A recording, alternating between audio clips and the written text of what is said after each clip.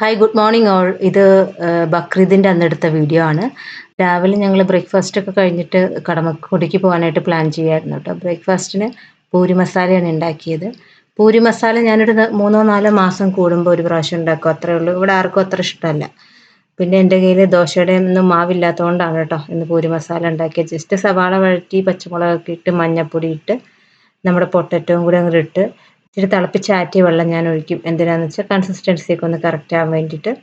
പിന്നെ മല്ലിയില അല്ലെങ്കിൽ കറിവേപ്പില ഇടും.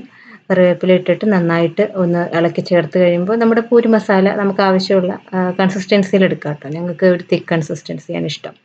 പിന്നെ പൂരി ഉണ്ടാക്കി അത് കഴിച്ച് കഴിഞ്ഞിട്ട് ഉടനെ തന്നെ ഞങ്ങൾ ഇറങ്ങിയിരുന്നു കേട്ടോ കടമക്കുടിക്ക്.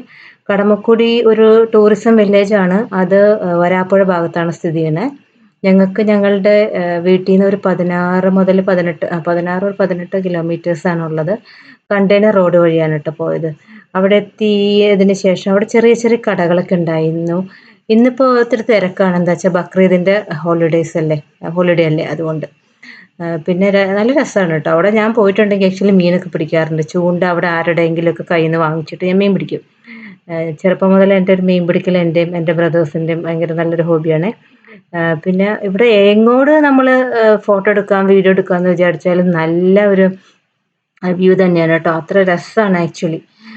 എനിക്ക് അത്രയും നന്നായിട്ടൊന്നും ഫോട്ടോ എടുക്കാനൊന്നും അറിയില്ല. ഇത് ആക്ച്വലി നല്ലൊരു ഫോട്ടോഗ്രാഫി പഠിച്ച ആൾക്കാർക്ക് ഇവിടെ ഭയങ്കര രസമായിരിക്കും. അവർക്ക് എവിടെ ആംഗിൾ നോക്കിയാലും നല്ല നല്ല ഫോട്ടോസ് കിട്ടും. അത്ര രസമാണ്. എവിടെ ക്യാമറ വെച്ചാലും നല്ലത് കിട്ടും. പിന്നെ ഞാൻ എന്നെക്കൊണ്ട് പറ്റാവുന്നത്രയും വീഡിയോ ഒക്കെ എടുത്തു. ഇത് ഇച്ചിരി വെയിലൊക്കെ ഉണ്ടായിരുന്നു കേട്ടോ. ഞങ്ങൾ ഉച്ച കഴിഞ്ഞപ്പോഴാണല്ലോ പോയത്. ഏകദേശം ഉച്ചയ്ക്ക് പോയി ഉച്ച കഴിഞ്ഞ് ഒരു മണിക്കൂറിനുള്ളിൽ എത്തിയത് കേട്ടോ. അങ്ങോട്ടേക്ക് പോണ റോഡ് മാറിപ്പോയി, അതുകൊണ്ടാണ്.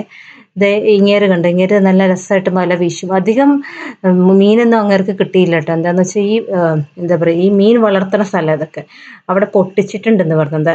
അതായത് ഓൾറെഡി മീനെയൊക്കെ പിടിച്ചു കഴിഞ്ഞതിന് ശേഷം ബാക്കിയുള്ളതാ വല വീശുമ്പോൾ കിട്ടത്തുള്ളൂ.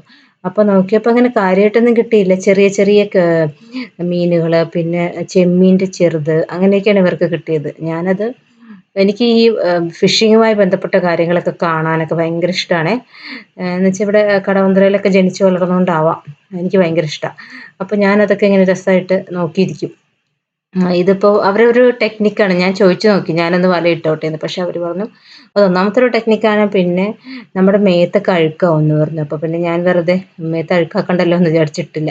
പക്ഷെ ഇങ്ങേര് അത് എപ്പോഴും ചെയ്യണ കാര്യമായതുകൊണ്ട് ഇവർക്കൊക്കെ അത് ഭയങ്കര ഈസിയാണ്. അവർ രസമായിട്ടത് വല വലിച്ചിട്ട് പിന്നെ ഒന്നും കൂടി കഴുകും. എന്താണെന്ന് വെച്ചാൽ അതിനകത്ത് എന്തെങ്കിലും അഴുക്ക് എന്തെങ്കിലുമൊക്കെ ഉണ്ടെങ്കിൽ പോകാൻ വേണ്ടിയിട്ട്.